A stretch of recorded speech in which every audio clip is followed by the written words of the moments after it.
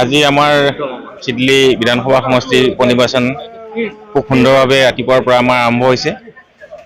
যোৱাকালি polling party একদম on টাইমত আমি পাইছোঁহি। তাতে ৰাতিপুৱা কিছু পলিং ষ্টেচনত মক পোলৰ সময়ত অলপ অসুবিধা হৈছিল।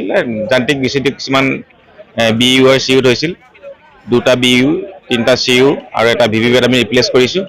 বাকী 7টা বজাৰ পৰা পূৰ্ণগতিত আমাৰ ভোট গ্ৰহণ চলি আছিল আৰু প্ৰায় 4টা 30লৈকে ইতিমধ্যে 70% অধিক ভোট আমি হোৱা বুলি গম পাইছোঁ।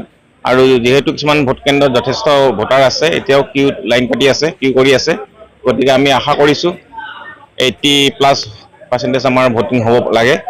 আৰু যিকেইটা পলিং ষ্টেচন বেছিকৈ মানে ভোটাৰ আছে, তাত আমি এডিশ্যনেল পলিং পাৰ্চনেলো পঠাই দিছোঁ প্ৰায় 3টামান বজাত, যাতে তাত অসুবিধা নহয়। আৰু পিছপলি হৈছে, ক'তো এনেকুৱা আমি কমপ্লেইন পোৱা নাই আৰু সুন্দৰভাৱে আজি দিনটো পাৰ হৈছে। সকলো ভোটাৰলৈ আমি ধন্যবাদ জ্ঞাপন কৰিছোঁ জিলা প্ৰশাসনৰ তৰফৰ পৰা।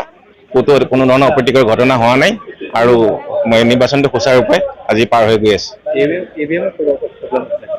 EVM 2টা জেগাত আমাৰ পলিং হেৰি হৈছিলে, মানে ৰিপ্লেচমেণ্ট কৰিছোঁ। তাত এটা মানে একচুৱেলি যিটো ডেট আহে, সেই ডেটটো মানে 12 তাৰিখ শ্ব' কৰিলে। সেইটো কাৰণে আমি সেইটো ৰিপ্লেচ কৰিছোঁ। বিশেষ একো অসুবিধা হোৱা নাই।